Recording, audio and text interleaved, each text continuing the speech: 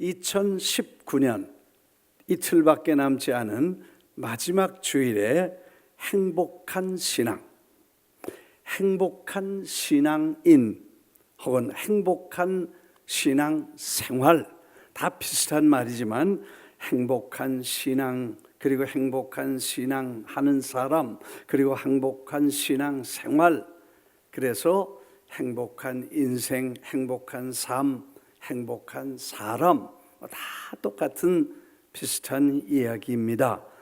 제가 기록을 보니까 2017년 10월 15일 주일에 신명기 33장 29절을 통해서 너는 행복자다, 그런 설교를 한 적이 있었습니다.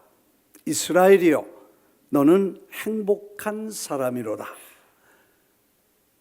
여호와의 구원을 너같이 얻은 백성이 누구냐? 너처럼 행복한 사람이 어딨냐? 너처럼 행복한 구원을 입은 사람이 어딨냐? 이렇게 질문을 하면서 행복자다고 하는 주제로 말씀을 드렸습니다. 2019년 한 해, 그리고 2020년은 한 해를 어떻게 살 것인가 설계하면서 우리는 진정한 행복이, 그렇게 찾고 추구하는 행복이 무엇인가를 생각해 보아야 될 것입니다. 놀랍게도 성경은 복이라는 말을 구약에 730번이나 하고 신약에 270번이나 했습니다. 합치면 1000번이나 복이라는 말을 했습니다. 물론 그 중에 회복이다, 컴퓨터이기 때문에 복이라는 거 한 단어만 그렇게 고른 건 아닙니다. 그냥 복자 들어가면 회복이라든지 이런 데 복이라고 이름 합쳐서 하여튼 다 합치니까 1000번을 복이라는 얘기를 하는데, 신구약 성경에서 행복이라는 단어를 찾아보니까 놀랍게도 11번밖에는 없습니다. 우리가 쓰고 있는 이 성경, 지금 개정개혁이라고 하는 지금 이 성경에 컴퓨터로 행복이라는 단어를 찾으면 11번밖에 나오지 않습니다. 1000번이나 되는 복이 11번밖에 행복이 없다면 사실 우리는 그 복 받은 걸 행복이라고 느끼는 사람이 많지 않다는 것을 말할 수 있는 것입니다. 우리는 많은 복을 받았습니다. 아프리카 사람들이 그렇게 천국이라고 기대하고 있는, 마음 놓고 먹을 것도 있고, 그래서 어떻게 하면 덜 먹을까, 그리고 살 뺄까, 이게 지금 우리의 최대의 문제야. 그 다음에 마시는 거, 마시는 게 왜 그렇게 많은지, 커피도 무슨 카푸치노 있고 있고 벨르모고 다 있어. 물도 있고 벨르모고 다 있어. 이런 많은 것을 가지고 있고 축복을 받았습니다. 그런데도 그걸 행복으로 트랜스포 시키지 못해서 1000번이나 되는 축복을 받았지만 행복이란 보기 드물게 찾기 어려운 11번밖에는 나오지 않는 게 우리의 삶이 아닌가 생각합니다. 건강도 있고 아내도 있고 남편도 있고 자식도 있고 돈도 있고 집도 있고 옷도 있고 백도 있고, 이 백은 무슨 끈아풀 백 말고 들고 다니는 백도 있고, 그리고 그 백은 전부 명품이어야 되고, 그래서 비싼 거 사지 않으려면 짝퉁이라도 들고 다녀야 되니까 그거 다 있어. 그런데도 행복과 다른 것은 행복이 뭐냐를 정확하게 이해할 수 없기 때문에 다른 데서 찾지 않았나 이렇게 생각이 됩니다. 전도서 4장 8절에는 어떤 사람은 아들도 없고 형제도 없이 홀로 있지만 그의 모든 수고에는 끝이 없도다. 그의 모든 수고에는 끝이 없어. 한없이 열심히 일하고 돈 벌고 그래. 또 비록 그의 눈은 부요를 족하게 여기지 아니하면서 이르기를 도대체 내가 누구를 위해서 이같이 수고를 하고 나를 위해서 행복을 누리지 못하니 이 불행은 뭔가? 왜 이렇게 불행한가 하는 사람이 있다는 것이고, 6장 3절에는 사람이 자식이 없다 그래서 불행한가, 그래서 자식을 많이 낳은 사람은 6장 3절이죠.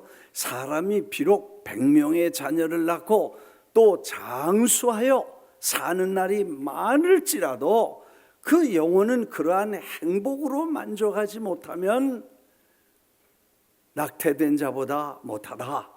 그렇게 났어. 100명의 자녀를 낳고 장수해서 사는 날이 많아도 행복으로 만족하지 못하고 그렇게 되면 그게 아무 의미가 없다는 것이죠. 1000가지 만가지 복을 받았지만 그게 행복으로 감사로 느껴져서 행복한 필링으로 우리에게 오지 않으면 무슨 소용이 있냐, 그런 말입니다. 6장 6절에는 비록 1000년의 갑절을 산다고 할지라도 행복을 보지 못하면 다 한 곳의 무덤으로 들어간다, 그렇게 말했어요. 1000year를 twice, 2번씩이나 산다고 할지라도 행복을 못 느끼면 그게 무슨 삶의 의미가 있냐, 그렇게 말했습니다. 도대체 행복은 무엇이냐고 그럼 질문할 수밖에 없습니다. 미국에 아이비리그 3대 명강의가 있습니다. 아이비리그라는 건 담장 올라가면서 풀이 오래된 일찍이 세워진 명문대학을 말합니다. 그 명문대학에서 강의하는 유명한 강사 3사람을 대라고 하면, 첫째, 예일대학의 쉘리 케이건 교수입니다. 죽음이란 무엇이냐, 이런 강의가 유명해서 많은 사람들이 그 강의를 수강합니다. 죽음에 대한 얘기, 물론 이분은 윤리학자로서 죽음이 무엇이냐, 생리학적 죽음을 그 생리학적 관점에서 죽음을 본 사람입니다. 그래서 영혼이나 내세 같은 건 믿을 필요도 없고 따라갈 필요 없다, 그냥 잘 죽으면 된다. 그 강의 내용을 잘 분석한 걸 보면 그 사람 강의 듣고 편안히 죽음을 죽을 사람은 없다, 그렇게 써서, 그러니까 별거 없다, 그렇게 말했어. 이 내세가 없고 죽음이 인생의 끝이라 그러면 그냥 테이프가 가다가 고장난 것처럼 인생이 펑셔널하게 살다가 딱 스탑하면 끝난다. 하버드의 마이클 샌들 교수는 두 번째, 저스티스라는 정의라는 말을 합니다. 한국에도 가서 강의를 하셨습니다만 정치 철학자입니다.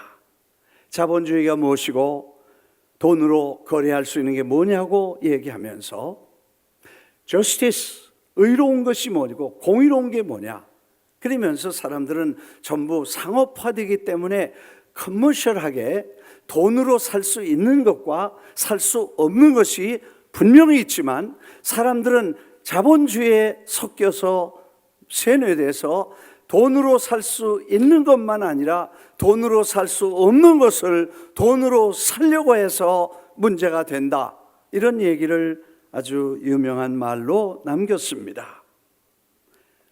세 번째, 하버드의 탈 벤 샤하르 교수의 행복론입니다.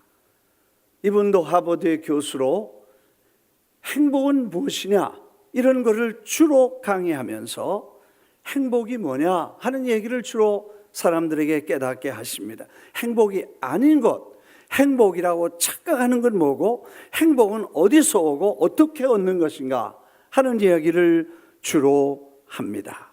행복은 하나의 순간이 아니라 전체적인 경험의 총체입니다 라고 했습니다. 때로는 감정적 고통을 겪어도 전반적으로 행복할 수 있다는 것입니다.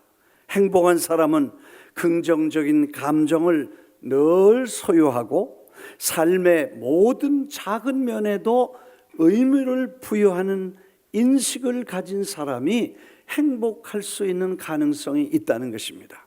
다시 말씀드리면 행복은 생각 속에 모든 부정적 그리고 모든 어두운 문면들을 밝게 만들어 생각하고 그리고 작은 일에도 의미를 부여하는 인식을 가진 사람이 행복할 가능성이 많다는 것입니다. 그래서 이 하버드 학생들이 질문을 합니다. 우리는 장차 행복하기 위해서 지금 열심히 공부합니다. 뭘 해야 됩니까? 그렇게 물으니 장차 멀리 있는 행복을 찾다가 지금 있는 행복을 잊어버리지 말라. 이걸 포기하지 말라. 그런 말을 했습니다. 사실 중요한 얘기입니다. 우리는 장래 행복하기 위해서 지금 행복해야 될 현재를 다 포기하면 나중에 행복할 기회에 우리는 모든 걸 다 잊어버리고 불행해진다는 결론에 도달하게 됩니다. 한 번은 그런 말씀을 드린 적이 있습니다. 이 필라델피아에 있는 유명한 대학의 총장이 에이커스 오브 다이아몬드라는 그런 설교, 명설교의 예화입니다. 한 청년이 다이아몬드를 캤다고 하는 그런 소식을 듣고 자기도 선조 때부터 내려오는 땅을 팔고 배낭을 메고 곡괭이를 잡고 전 세계 다이아몬드가 난다는 산들을 다 찾아다니다가 가지고 있는 돈을 몽땅 다 쓰고 다이아몬드는 구경도 못하고 고향으로 돌아와서 보니 고향에는 파는 그 땅이 다이아몬드 광산이었다는 것을 알게 됩니다. 그래서 에이커스 오브 다이아몬드를 잃어버렸다는 이야기죠. 사실 우리가 미래 멀리 서 있을 행복이라는 걸 만들기 위해서 오늘 우리가 가지고 있는 이 행복을 다 팔아먹고 쓸데없는 곳에 다니다가 인생을 허비하고 그래서 에이커스 오브 다이아몬드를 잃어버린 우리의 모습을 잘 설명해 준 예화라고 생각할 수 있겠습니다. 사실 이분이 말했던 얘기 중에 대부분은 어려운 것도 아니고 아주 쉽고 단순하고 현실적인 것입니다. 그렇게 큰 것이 아니고 작은 것에 가치를 두라는 것입니다. 이 작은 것에 의미를 부여하고 거기서 진정한 가치와 의미를 느끼면서 감사하는 것이 진정한 행복을 찾아 나서는 길이다. 사실 우리는 오늘 살아가는 발걸음 하나하나가 감사와 기쁨과 주님께 대한 믿음의 보답으로 걸어간다면 그 자체가 행복한 걸음이 되고 발걸음이 되는 것입니다. 행복으로 가는 에이커스 오브 다이아몬드인데 우리가 그걸 버리고 원망과 불평이 그곳에 자리를 잡고 그리고 부정적이고 어려운 갈등과 고통 속에 빠진다면 우리는 지금도 나중에도 행복과 상관없는 하나님의 그 수많은 축복이 될 수 없게 만드는 삶이 된다는 것을 말해줍니다. 그 중에 하나가 한국 학생들이 물어봤대요. 선생님 책에 보니까 최소한 행복하려면 7시간부터 9시간은 자야 된다는데 어떻게 생각하십니까? 우리는 지금 5시간 잠은 많이 잡니다. 열심히 공부하느라고. 그랬더니 선생님이 하신 말씀이 잠을 투자로 봐야 됩니다. 잠은 생산성에서 벗어나는 과정이지만 자다가 뭐 꿈을 꾸지 아무 일도 생산성이 없잖아요. 자면 그래서 자는 거는 우리가 공부도 못하고 일도 못하고 뭐 밥도 못 먹고 자면 그냥 모든 생산성이 스탑한다고 생각을 합니다. 그래서 잠은 비생산적이라고 생각하지만 잠을 투자라고 생각하면 7시간, 8시간, 9시간을 자놓으면 그 다음에 생산성이 있는 생산에 도움이 된다 그 말이에요. 왜 아멘 안 해? 그러니까 좀 푹 자놓으면 그 다음에 맑은 정신으로 공부도 더 잘 되고 더 잘할 수 있겠다. 그래서 생산성에 생산이 도움이 된다. 이렇게 그분이 말했다 그래요. 요즘은 그거 쉽지 않습니다. 전부 전화기 있어가지고 밤에 이거 자다가 이게 있어야 잠이 들고 그 다음에 뭐 한국도 봐야 되고 무슨 뭐 별로 다 봐야 되고 그래가지고 이게 잠을 계속해서 줄여가기 때문에 행복지수가 떨어지는 거예요. 잠이 주니까 행복지수가 그만큼 떨어진다 그런 말이에요. 그래서 어느 가정에서는 가족 회의를 해가지고 야 우리가 이게 도 망치고 신앙도 망치고 정신없게 만드니까 이거 우리 커퓨 통행금지를 만들자 그래가지고 집에다 바구니 하나 놓기로 하고 10시만 되면 모든 할아버지, 할머니, 며느리, 아들, 뭐 손주들 다 거기다 10시에 갖다 놓고 그 다음에 아침 일어날 때까지는 nobody touch 그리고 다 잤다 그래. 그 좋은 아이디어야. 하여튼 잠을 줄이면 생산성이 줄어든다. 행복 지수가 줄어든다. 뭐 그런 말을 그분이 했다 그래요. 사실 행복은 우리가 일상생활에서 선택하는 일이고 삶에 대한 태도에서 비롯된다고 했습니다. 승진을 했다든지 명문대학에 들어갔다고 해서 그것이 외면적인 성공이 장기적인 행복으로 이루어질 것이라는 생각은 착각이라고 이 전문가가 행복의 대가가 말했다면 맞을 것입니다. 뭐 그런 외적인 서라운딩이나 엔바이러먼트가 우리를 행복하게 만든다는 이 생각은 착각이라는 것입니다. 환경에 관계없이 마음이 하나님이 주신 복과 하나님이 주신 1000개가 넘는 blessing, 그 축복을 하나님이 주신 축복으로 알고 그것에 대해서 감정적으로 감사하고 그 축복을 느끼는 삶이 행복이지 그 축복 자체가 사람들에게 축복을 주지 않았다는 것입니다. 신앙적으로 말하면. 그래서 다윗은 시편 23편에 그렇게 말했습니다.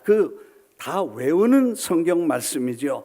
여호와는 나의 목자시니 내가 부족함이 없으리로다. 그가 나를 푸른 초장에 누이시고 쉴만한 물가로 인도하시는 도다. 사망의 음침한 골짜기 다녀도 해를 두려워하지 않는 것은 주의 막대기와 지팡이가 나를 안위하시나이다. 이 시를 쓸 때 다윗은 환경이 그렇게 좋지 않았습니다. 그에게 명령하면 수종드는 수많은 종들도 없었으며 그가 음식을 요청하면 산에 진미를 갖다 바치는 화려한 식단도 없었으며 그는 언제든지 편안하게 잠들 침대도 그에게는 없을 때였습니다. 그에게 있다면 양들과 냄새나는 양틈에서 아무 데서나 잠자고 가지고 있다는 것은 지팡이와 그저 돌 몇 개 가지고 양들을 지키는 들판에 사는 야훼 홈레스처럼 사는 삶이었습니다. 그때 그는 그런 속에서도 행복이 뭐냐, 하나님이 왜 우리를 축복하셨고 그 축복이 뭐냐를 꾸준히 찾으면서 목자 있는 행복, 그리고 부족함이 없는 행복, 쉼이 있는 행복, 그늘에서도 행복, 긍휼이 있는 행복, 영원히 있는 행복, 긍휼과 자비가 있는 하나님의 은혜의 그 행복을 느끼면서 시편을 썼다는 사실을 우리는 잘 알게 됩니다. 목자가 있는 행복. 여호와는 나의 목자시니 하나님이 나의 목자시라. 예수님이 나의 구주시다. 주님은 나의 왕이시다. 주인 있는 행복, 이것을 그는 아무것도 없어도 그것으로 행복해하면서 주님 앞에 감사하는 행복자라는 의식을 갖습니다. 그리고 그는 아무것도 없어도 여호와는 나의 목자시니 내가 부족함이 없으리로다. I shall not want. 원하는 게 아무것도 없다는 거예요. 그냥 주님 한 분으로 만족하고 예수님 한 분만 계시면 된다. 할렐루야. 그리고 만족해하고 행복을 느끼는, 그를 하나님이 얼마나 귀하게 여기셨으면 그 말째가 오지 않으면 밥도 안 먹겠다 그러고 그가 왔을 때 기름을 부어 메시아를 그의 후손에서 낳게 하시고 인류를 구속하신 구속사를 이 다윗을 통해서 하나님이 이루어 나가실 영원한 계획을 세우시는가 생각해 볼 때 시편 23편의 행복한 다윗, 오늘 우리가 배워야 될 것입니다. 탈 벤 샤하르 교수는 7가지 행복의 교훈을 주었는데, 물론 그걸 다 언제 얘기를 하겠습니까만, 이 행복의 중요한 내용들은 물의 컵을 이렇게 보면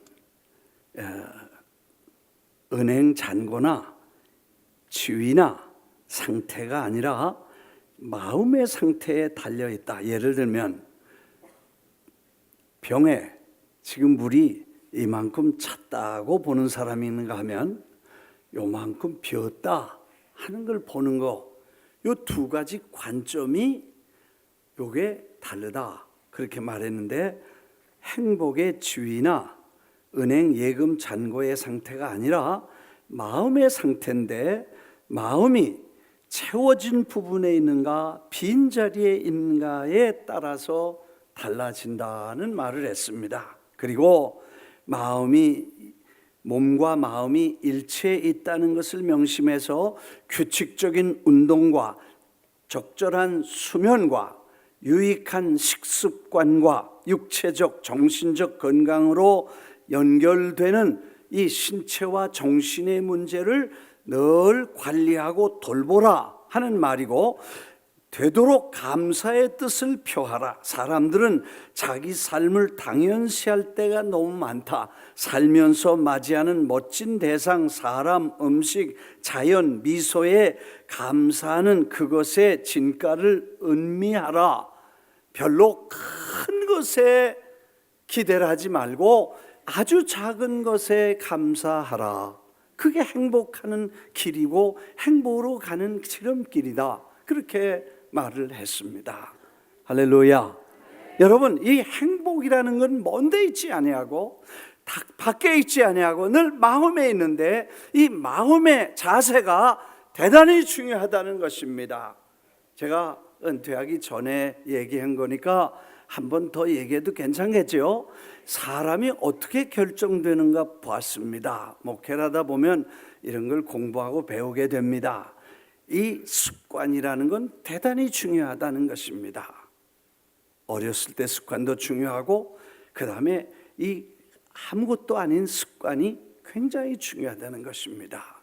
이 습관은 practice, 곧 자주 하는 습관, 감사를 한다든지 불평을 한다든지, 요 습관은 계속 반복되는 practice를 거치게 된다는 것이고, 그 practice는 성격을 만들어 간다는 것입니다. 그래서 화내고 신경질 부리고 짜증하고 막 다른 사람 비판하고 욕하고 이런 거는 오래된 습관의 결과입니다. 이런 캐릭터를 고치려면 정말 무서운 훈련이 필요합니다. 이 성격이 빠르고 다른 사람한테 말 팍팍하고 이런 거 고치려고 나도 울면서 고생 많이 했어요. 목회하다 보니까 이게 다 문제더라고. 네. 그래서 자갈도 입에다 물고 며칠씩 다닐 때도 있었어. 왜? 제갈 먹이라 그랬으니까. 제갈을 그 말처럼 어떻게 먹이겠어요? 그러니까 저 브루클린 가서 조약돌 주워다가 씻어가지고 입에다 넣고 이 혀를 조정하느라고 고생했어. 그래서 지금 요만큼 된 거야. 그래도 이야, 쉽지 않아요. 그 프랙티스 하는데 나쁜 거는 그렇게 막 계속 나오고요. 그래서 그걸 자르느라고 고생을 하기 때문에. 그래서 그 성격이 캐릭터가 잘못되면 그 다음에 이 퍼스널리티라고 하는 인격의 데미지를 받습니다. 그 사람 그럼 틀려서 각계 뷰치게 되는 게, 왜냐하면 그 습관이 그대로 성격이 돼서 성격이 인격으로 바뀌어 버려요. 그 다음에 인격은 삶을 말해줘. 그 사람 그럼 그래. 행복의 의미는 사전에 찾아보면 생활에 만족해서 즐겁고 흐뭇하게 느끼는 감정이나 상태가 그걸 만족스럽고 흐뭇하게 더할 나위 없는 축복으로 느끼는 마음의 상태를 말한다고 해요. 그 축복이 축복으로 느껴질 때 그걸 행복이라고 말하는데, 우리는 그런 거를 당연시하고 의뢰 있어야 되고 그래도 중요하게 생각지 않고 감사할 생각보다는 그냥 넘어가려는 많은 생각들이 우리에게 있다는 것입니다. 사람을 제외한 다른 동물에게는 아마 행복에 대한 개념이 없을 것이라고 말했습니다. 다른 동물들은 행복을 이해하지 못하기 때문입니다. 동물들은 좋아하고 싫어하는 만족한 감정은 있을 수 있지만, 그러나 고통을 받는 상태에서 자신의 삶을 긍정적이라고 평가하지는 못할 것입니다. 고통 주는데 이 고통을 잘 넘기면 앞으로 나는 더 좋은 인격을 만들겠다, 그렇게 생각하지 않겠다는 것입니다. 사람만 논리적인 체계와 통합적 사고를 가지고 그렇게 생각하기 때문에 행복을 느낄 수 있다는 것입니다. 사람만이 행복을 느끼고 혹은 틀리다, 맞다 분별할 수 있는 지적 능력을 가지고, 또 어떤 행위가 혹 옳다, 그르다와 같은 도덕적인 능력을 가지고 있기 때문에, 그러한 지적 능력과 도덕적인 능력을 가지고 있기 때문에 사람은 어려움과 힘든 일이 있어도 그 속에서 의미와 가치를 찾아 감사할 수 있다고 사람에게만 주어진 특권이라는 것입니다. 프랑스어 작가 생텍쥐베리라는 작가의 작품들, 그 바람, 모래, 그리고 별들, 뭐 이런 이름으로 한때 유행을 만들었던 그 대지의 인간의 대지라는 책도 그래서 나왔고, 그 다음에 야간 비행이라는 그런 아주 유명한 소설을 썼습니다. 저 부에노스아이레스에 비행기 3대가 도착해야 되는데, 하나는 저 파타고니아에서 오는 비행기와 칠레에서 오는 것과 그 다음에 파라과이에서 오는 비행기 3대가 비행기 우편물을 싣고 도착을 하면 그 짐들을 다 묶어가지고 우편물을 비행기를 태워서 유럽으로 이 메일을 보내는 그 스토리를 그 소설에 씁니다. 그 중에 2대는 정시에 도착했지만 파타고니아에서 오는 비행기는 폭풍을 만나서 돌아오지 않습니다. 영원히 돌아오지 않습니다. 그런 스토리, 그 내용들을 다 종합해 그분의 작품을 보면 그 인간이 극한 상황에서도 인간이기 때문에 가질 수 있는 특권, 그것은 사람이 먹고 사는 문제보다 더 높은 더 큰 행복을 추구하기 위해서 공공의 책임이라든지 정의감이라든지 로열티라든지 이런 것들을 잘 표현하면서 자기가 맡은 일이 시시하고 별거 없지만 이거를 갖다 나누어 주고 이 편지를 전달해 주어야 된다는 그 사명감 때문에 누구도 가리키지 않은 그 사명감을 잘 마음속에 가지면서 그거를 수행하는 행복, 그리고 그걸 수행하면서 희생해도 목숨을 걸고 이 일을 해야 된다는 희생이 그의 행복이라고 하는 인간이 가진 행복의 아름다움을 끄집어내는 모습. 사막에 비행기가 떨어 죽을 뻔했습니다. 며칠을 걸어가서 죽을 뻔했는데 그때의 짐승이 아니기 때문에 우리는 인간으로서 할 수 있는 일을 최선을 다해 살아났다. 이런 얘기들이 있습니다. 그가 쓰고자 하는 얘기들은 마침내 사람은 그런 보다 차원 높은 하나님이 주신 위대한 사명과 하나님의 역사적인 위대한 사명들을 위해서 일할 때 힘들고 어렵고 고난이 오고 희생이 와도 그것이 진정한 행복이라고 믿는 위대한 인간의 장점을 그는 그의 소설에서 매일 아름답게 표현해 주었습니다.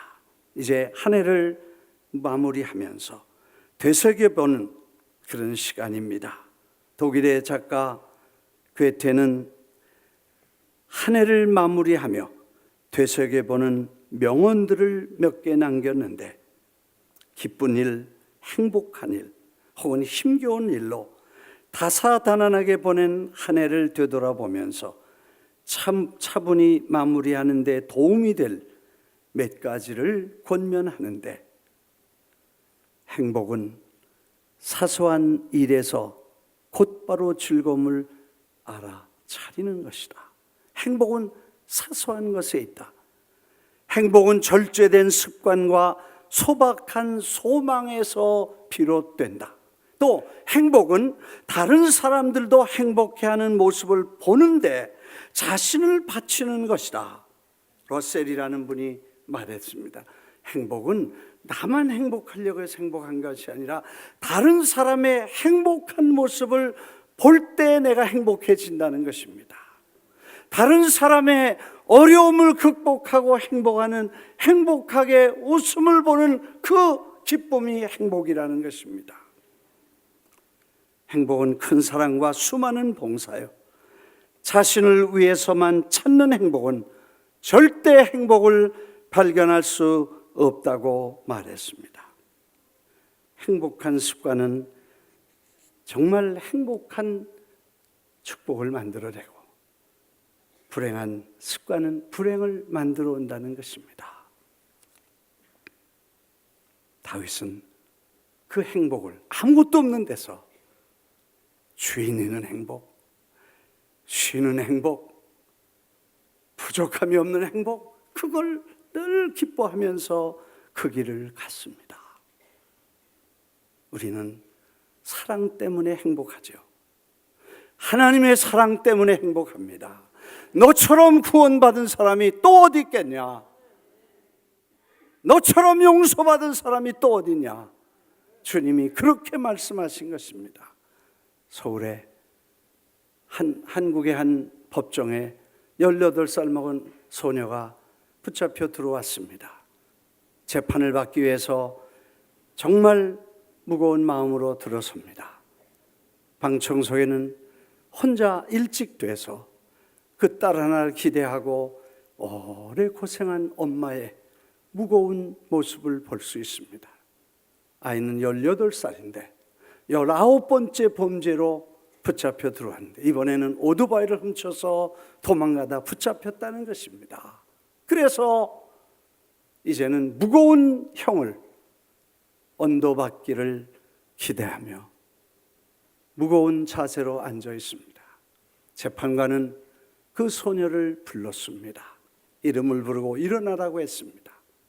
일어나서 손을 들라고 했습니다. 나를 따라해라. 나는 아름답다. 중형을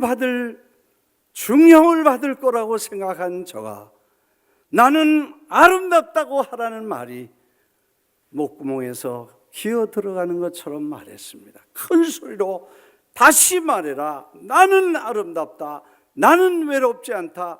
나는 혼자가 아니다. 나는 할 수 있다고 외쳐라.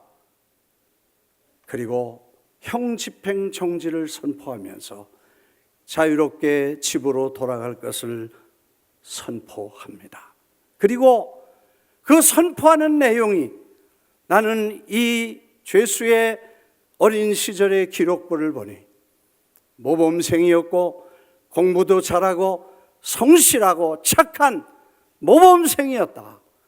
어느 날 못된 남학생들이 끌어다가 지울 수 없는 데미지를 주었기 때문에 그는 왕따를 당하고 포기하고 결국 이렇게 된 것은 이 사람은 가해자가 아니고 피해자다. 그러면서 저에게 자유의 몸을 선포하면서 그 아이를 불러 손을 마주 잡고, 내가 만일 이 법대가 없으면 너를 꼭 안아주고 싶다. 너는 가해자가 아니고 너는 피해자다. 이렇게 선언했었다는 이야기를 들었습니다. 그 여인이, 그 재판장이 여자였습니다. 어머니를 알고 그 아이의 과거를 알고 히스토리를 보면서 이 아이는 가해자가 아니고 피해자라는 어머니, 부모만이 가질 수 있는 감정을 그 재판관이 가지고 그 아이를 그런 각도에서 보고 저를 자유롭게 집으로 보냈다는 감동적인 이야기입니다. 하나님이 여러분을 보실 때에 그렇게 보시는 하나님의 눈길이 있고, 그래서 파더러지고 아버지고 자녀이고, 하나님이 우리를 사랑하시되 끝까지 사랑하시고 우리를 가해자로 아니고 피해자로 보시기 때문에 주님은 당신이 십자가에서 자기 자신의 채찍을 맞고 운명하시면서 그 고난을 겪으시고 우리를 피해자로 세워주시는 애비의 심정, 어미의 심정으로 우리를 사랑하시고 지금도 넘어지면 다시 일으켜주시는 하나님의 사랑이 지금 우리에게 있는데, 잘 먹고 잘 살고 잘 입고 안 죽고 입원 안 하고, 할렐루야, 못됨 시로 할렐루야. 그렇게 한 해를 지켜주셨는데 우리가 뭐 요거만 거 조그만 거 있다가 막 불평하고 뭐 이러면 못됨 시로 그러는 건지 몰라. 하여튼 하나님이 우리를 사랑하시는데 이런 사랑을 누가 받았냐? 너는 행복자다고 주님 말씀하셨는데, 이제는 허물을 사함받고 정죄를 당하지 않은 자는 복이 있다. 너희 의인들아 여호와를 기뻐하며 즐거워할지어다. 마음이 정직한 너희들아 다 즐거이 외칠지어다. 할렐루야. 오, 이 기쁨, 주님 주신 것, 행복하게 한 해를 마감하고 역사 속에 좋은 아름다운 추억으로 새해를 펴서 새 출발하게 되시기를 주의 이름으로 축원합니다.